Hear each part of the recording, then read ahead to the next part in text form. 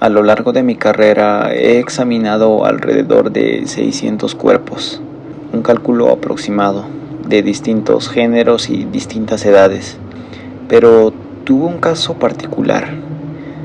Aquel paciente se quedó con nosotros durante 3 largos meses, del cual cada vez que lo recuerdo me doy cuenta que algunas personas, por las maldades que hacen en vida, ni llegada su muerte pueden descansar. Todo transcurrió por el año 2015. Si la mente no me falla, eran alrededor de las 9 de la noche, cuando el personal policial llega a la morgue a dejarme un nuevo paciente.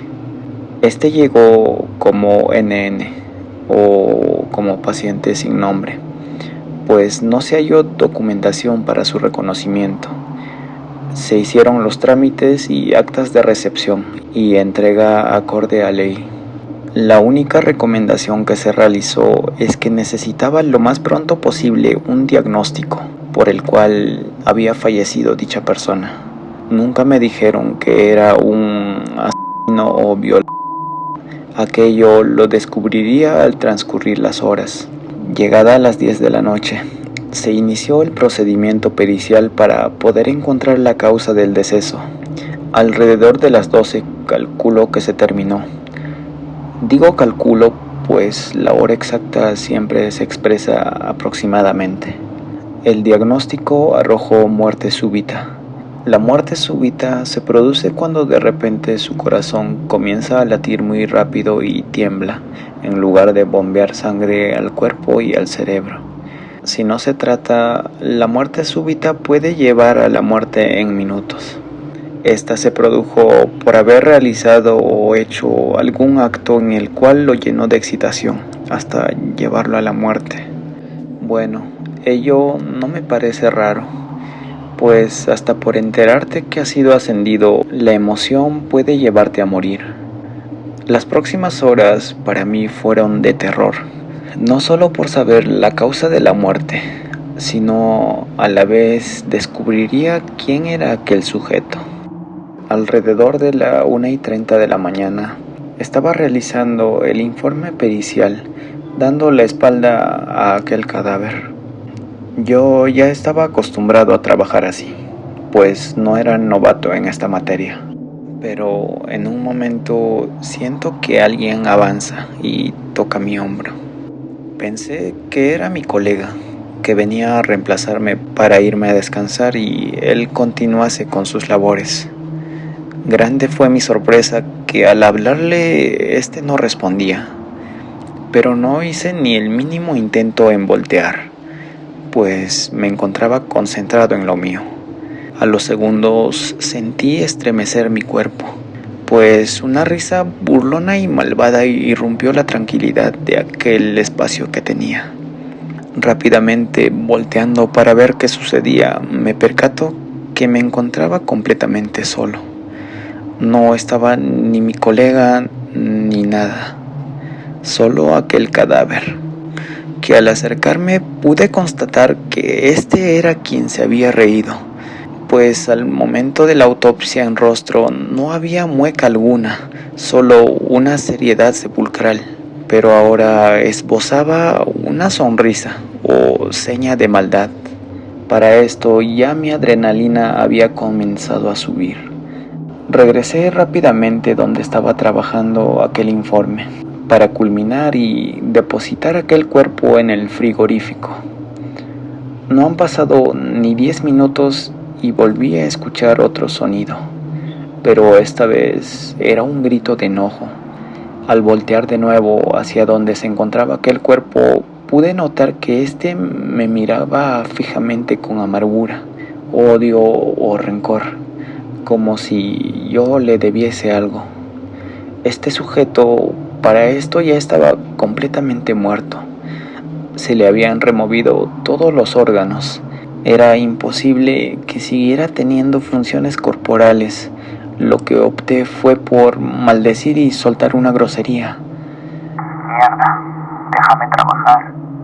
Con la adrenalina al tope y ya ofuscado, lo tapé por completo y lo llevé al frigorífico.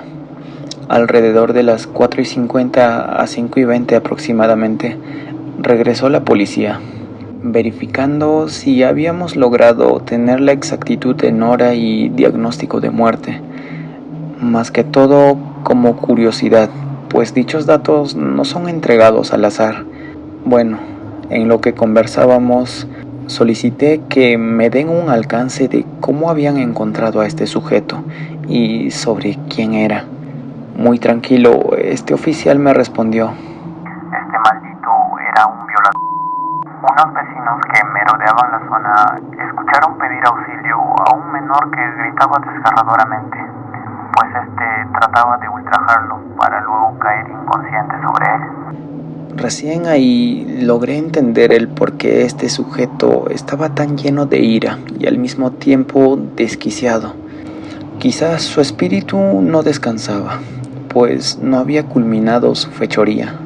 Solo atiné a reírme y pedirle que emitieran un boletín informando sobre el cuerpo y sus características, pues no deseaba que pasara ni una noche más en la morgue. Como mencioné hace un momento, este cuerpo siguió con nosotros por los próximos 3 meses. La identificación de él, a pesar de que se difundió, nunca llegó familiar alguno a reclamarlo. Así que, bueno, decidí, en lo personal, me ensañé con él. Lo descuarticé, por así decirlo, para luego quemarlo en el caldero. ¿Por qué? Pues durante su estancia nos atormentó. Gritaba y molestaba demasiado. ¿Cómo podría gritar si estaba muerto? Vaya pregunta, ¿verdad? Hay almas que por el daño que hacen jamás lograrán la paz eterna.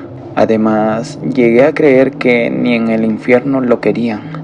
Hay aspectos que decidí olvidar. Mamá y papá me tapaban y contaban cuentos antes de dormir.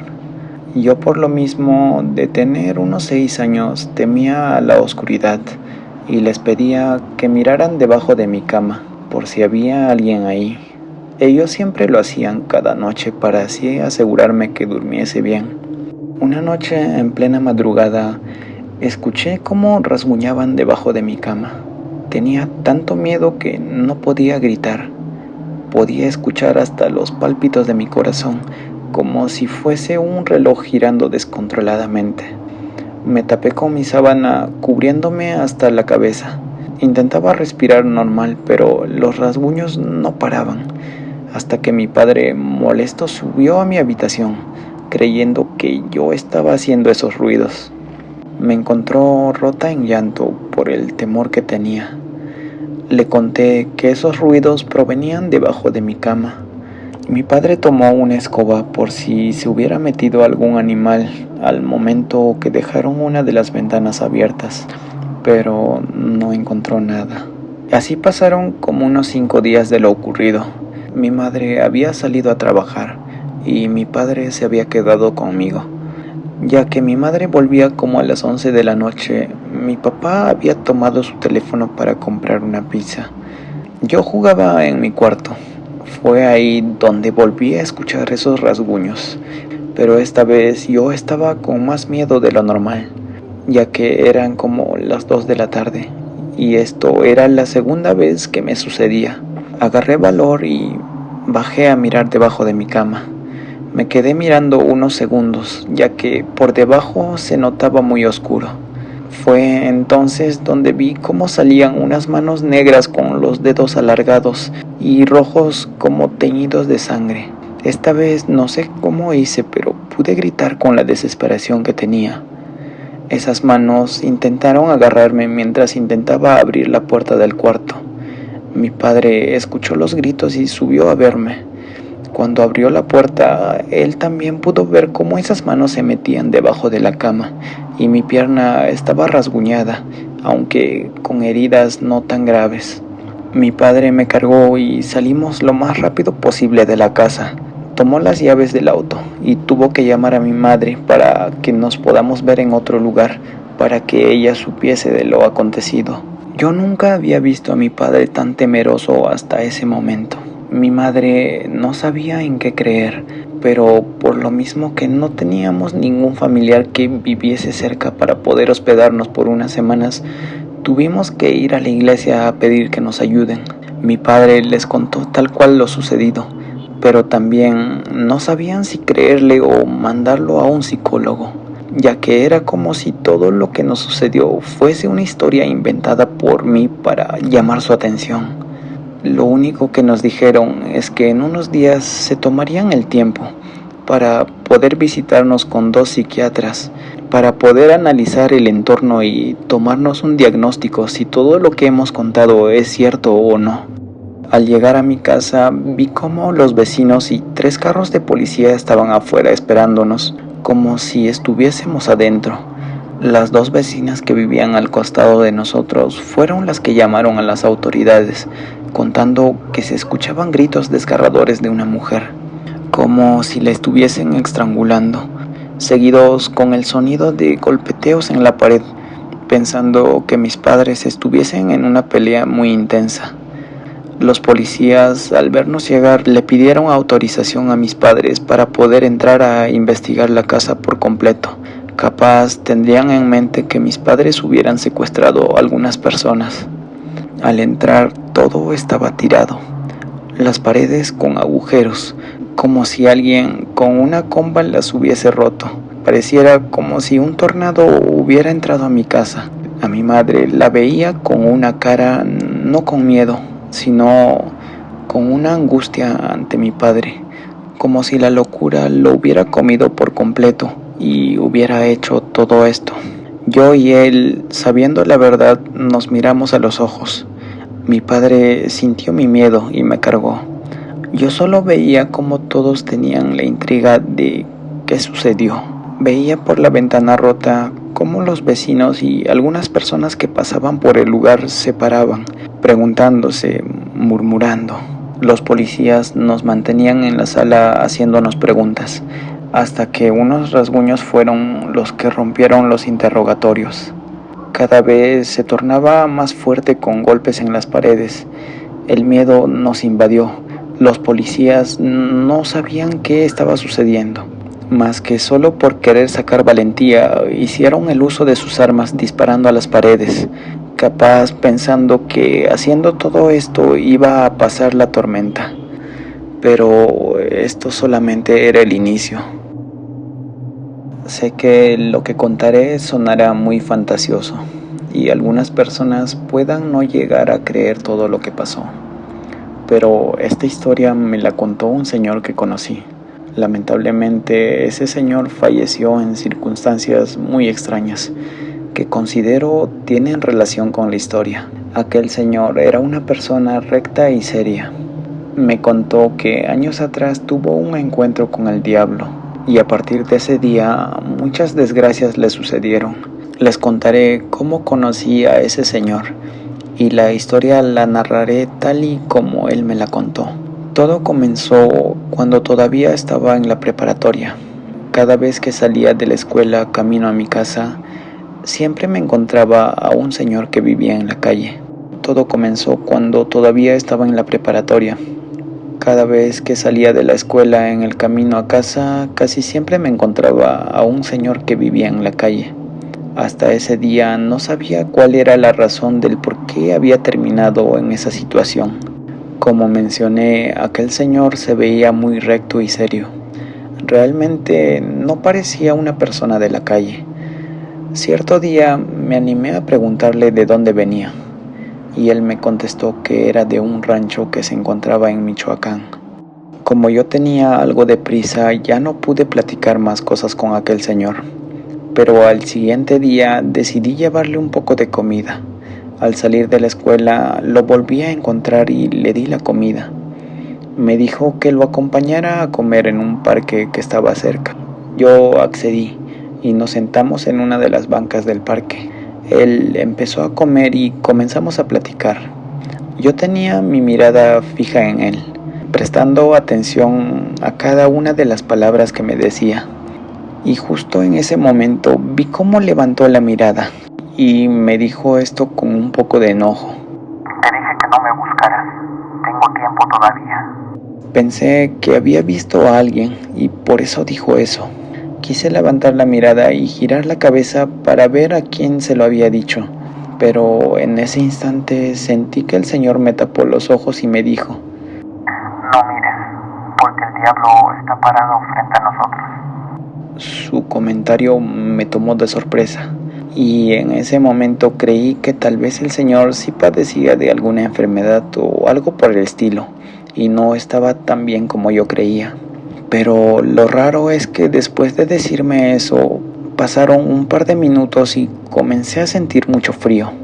Además, empecé a sentir una pesadez en mis hombros muy fea, y todo esto era acompañado de un olor extraño, como si fuera azufre. Ahí sí sentí miedo, pero de pronto aquella sensación se fue, y el Señor me quitó su mano de los ojos. Yo, entre sorprendido y asustado, le pregunté qué había pasado o con quién había hablado. Él me dijo que no me asustara, pero que era el diablo. Seguido de esto, me dijo que me contaría su historia. Así que comenzó diciendo que cuando tenía casi 29 años cumplidos, él estaba en su rancho en Michoacán. Aquel rancho se lo ganó su bisabuelo en un reparto de parcelas hace muchos años. Su bisabuelo, antes de fallecer, repartió el rancho a cada uno de sus hijos, y el padre del señor repartió la parte que le había tocado entre sus hermanos y él. Cuenta el señor que el pedazo de terreno que a él le tocó nadie lo quería, ya que sus tíos y sus hermanos mayores decían que en esa parte del terreno espantaban. A pesar de eso, el señor no hizo caso y tomó posesión del pedazo de terreno que le había tocado. Él al principio pensó que había corrido con mucha suerte, porque cerca de su terreno estaba un pequeño lago, así que al señor ya no le costaría mucho trabajo acarrear agua para sus cosechas. Durante casi 2 años no pasó nada raro en ese terreno. El señor sembraba y cosechaba sin ningún problema. Él nunca vio nada extraño durante ese tiempo, así que empezó a creer que solo habían inventado lo de que ahí espantaban para que él no aceptara ese terreno. Pero todo cambió un día, ya que justo cuando el señor despertó y se dirigió a su cosecha, vio que alrededor de su terreno habían varias gallinas tiradas. Lo más extraño de todo esto es que cuenta que las gallinas no tenían corazón, y en su piel se les podían ver unas marcas muy extrañas, como si fueran unos escritos raros. Además, las gallinas parecían como si estuvieran quemadas. Aquel día, lo único que el señor hizo fue levantar todas esas gallinas y tirarlas. Al siguiente día empezó a encontrar su siembra arrancada, pero solo en un lugar específico. Al principio pensó que tal vez alguien se había metido, pero eso era algo imposible, porque tanto su terreno como el terreno de sus hermanos estaban pegados, así que para entrar hasta su terreno tenían que pasar primero por el de sus hermanos. A partir de ese momento, el señor cuenta que los días comenzaron a volverse muy extraños, ya que las cosas se las movían de lugar. Pero lo que más le causaba extrañeza era de que de manera recurrente su siembra amanecía arrancada en un lugar en específico. Cierta noche empezó a escuchar ruidos extraños en su terreno. Pensó que podría tratarse de la persona o animal que estaba causando daños a sus cosechas. Así que sin dudarlo tomó una hoz, un machete y su escopeta y salió a investigar. El señor estaba decidido a acabar con cualquier cosa que estuviera perjudicando sus cultivos, pero al llegar a la parte donde estaban sus cosechas, se encontró con algo inesperado: una cabra completamente negra. Según el relato del señor, se asustó al verla porque la cabra era extraordinariamente grande. Y lo más extraño y escalofriante al mismo tiempo era que esa cabra era la responsable de arrancar la cosecha. El señor intentó ahuyentar a la extraña cabra arrojándole piedras, pero notó que no se asustaba. Decidió entonces acabar con ella. Tomó su rifle y apuntó, pero en ese instante la cabra negra comenzó a levantarse hasta quedar parada en dos patas. El señor, petrificado y en su mente pensó: este es el diablo.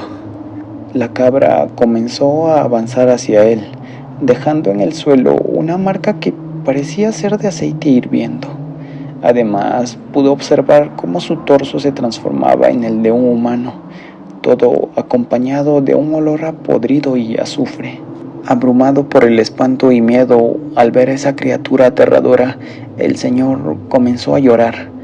Cuando la cabra se acercó con una voz escalofriante, le dijo: Yo soy Satanás, y estás invadiendo y ocultando algo que es mío. Necesito sacarlo de ahí. Por la impresión de ver a una cabra hablar, el señor se orinó del miedo e intentó correr, pero su cuerpo no le respondía.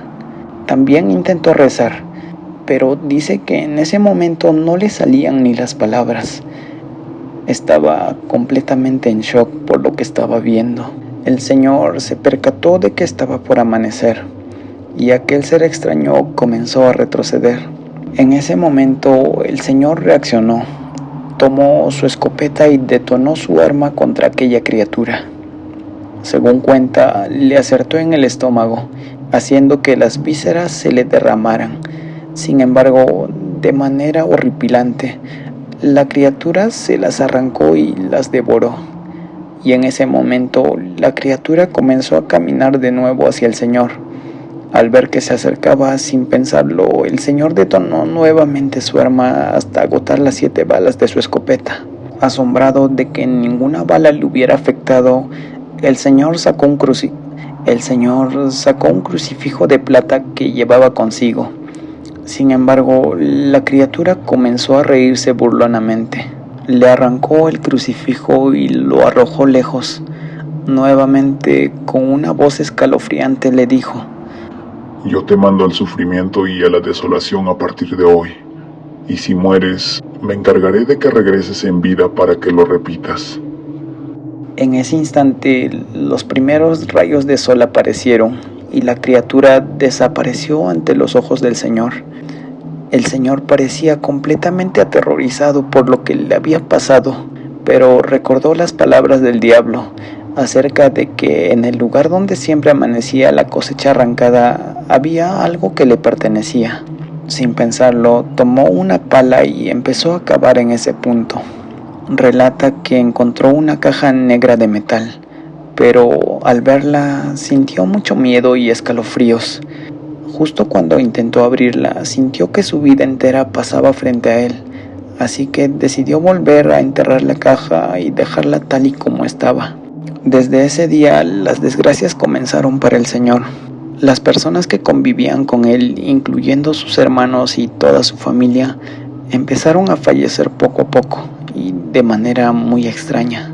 En menos de 5 meses se había quedado completamente solo. Surgieron deudas, le robaron todo lo que tenía y le quitaron las escrituras del terreno. Finalmente terminó en la calle.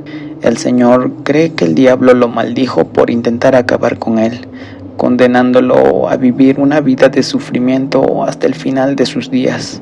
Al momento en que el señor terminó de contarme su historia, me pidió que me alejara de él lo más pronto posible, para evitar que así me sucediera lo mismo que a todos sus allegados. Por miedo, terminé haciéndole caso y me alejé. Un día supe que el señor había fallecido supuestamente por envenenamiento. Ese mismo día fui hasta donde aún estaba su cuerpo tirado y al observarlo noté unas extrañas marcas en su cuerpo. Al parecer, solo yo podía ver esas marcas, ya que al preguntar a otras personas me dijeron que no las percibían. También comencé a sentir un ambiente extraño, similar a lo que experimenté aquel día cuando supuestamente el diablo estaba frente a nosotros. Espero que les esté gustando los relatos y sea de su agrado. Para finalizar el video de hoy, les tenemos una leyenda de Semana Santa. Si el último relato te asustó, te recomiendo no escuchar este. Sin más que decir, comenzamos.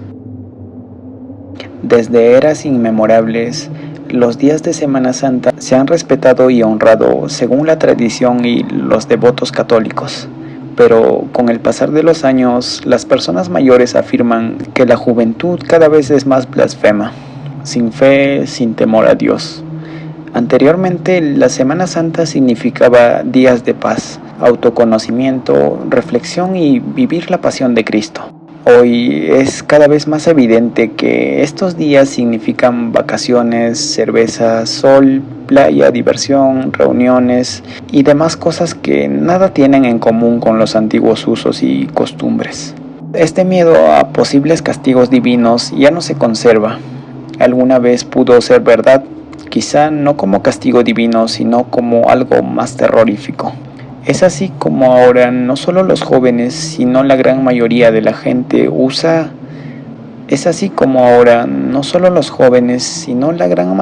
la gente usa estos días para su esparcimiento y diversión. Así es como inicia nuestra leyenda. No hay un origen exacto de este suceso. Varias regiones reclaman esta leyenda como propia. En esta ocasión conjuntaremos las diferentes versiones que hay, ya que todas tienen muchas cosas en común y en el desarrollo de los hechos. Todo inicia un Viernes Santo por allá a finales de los 80, en una pequeña región del país. La noche caía y la hora de salir a divertirse daba inicio. Isabel se encaminó por la avenida principal de la región para tomar el transporte que la llevaría a la discoteca de mayor auge del momento en esa región.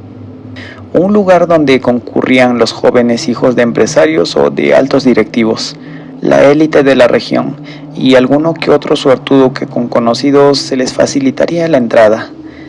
Isabel tenía muchos amigos que estaban dispuestos a invitarla a cualquier lugar. Al llegar al lugar, tomaron mesa y empezaron a bailar. Isabel bailaba con todos sus amigos, reía, bromeaba y se divertía como nunca. Las horas pasaban, la diversión aumentaba, los tragos corrían y el lugar cada vez estaba más y más lleno. Cuentan que alrededor de las 10 de la noche llegó un hombre a la discoteca, con una presencia abrumadora, tanto así que todos se percataron de su arribo, viendo con asombro la pulcritud de su vestimenta. Un encantador aroma que emanaba a su paso y unas facciones sumamente refinadas.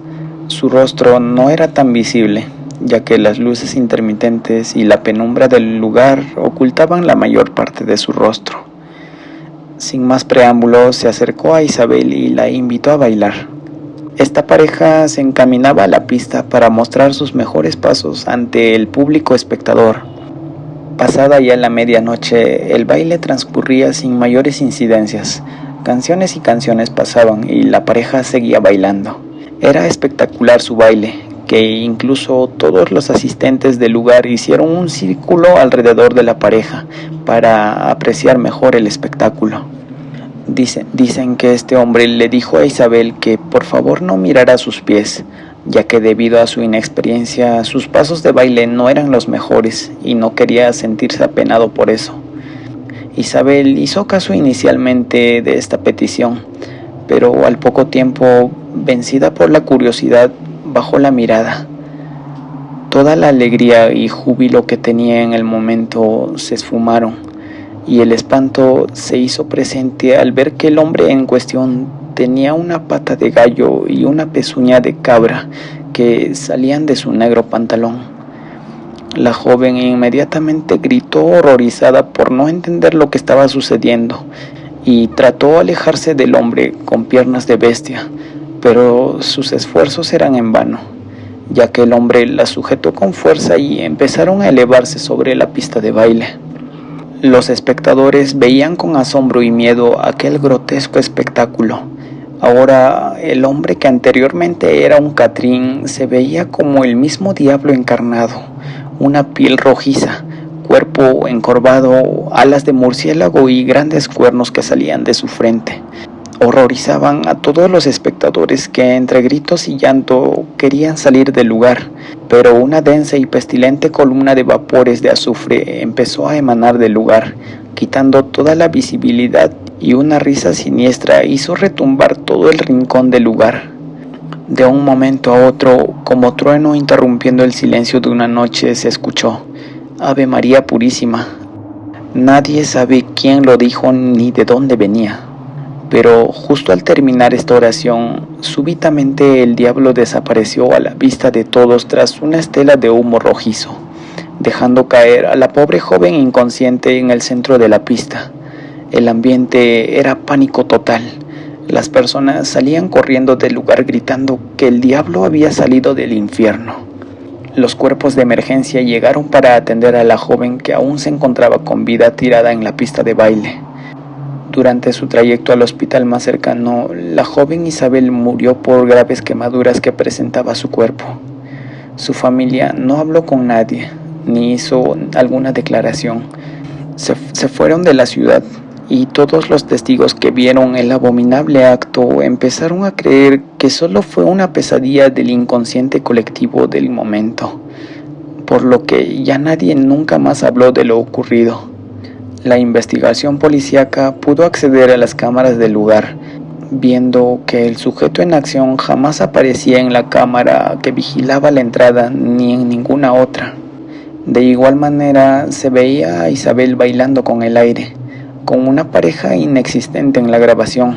Ante el asombro de las autoridades, solo se podía ver cómo de repente el ambiente se tornó de un color rojizo, cuando la hora de las cámaras indicaba las 3 de la madrugada, y todos empezaban a correr despavoridos a las diferentes salidas del lugar. Los dueños del lugar relataron que al día siguiente de lo sucedido, consternados, pudieron ver en un espejo del baño la siguiente inscripción: Viernes Santo, muerte de Cristo. Viernes Santo, yo vuelvo a derramar sangre de la humanidad. A los pocos días la discoteca reabrió sus puertas, pero poco fue el tiempo que permaneció así. Unas semanas más tarde cerró para nunca más abrir. Los que pasan por el sitio actualmente aseguran que el lugar se quemó inexplicablemente y que en las noches más sombrías pueden oírse gritos de desesperación y voces siniestras como que salieran de los escombros del lugar. Los más aventurados comentan que las noches de Viernes Santo el asqueroso olor a azufre invade toda la calle penetrando en la nariz, y a lo lejos se ve entre los escombros del lugar una silueta de una bestia alada y cornuda, de cola larga y puntiaguda, como si bailara en el centro de la pista.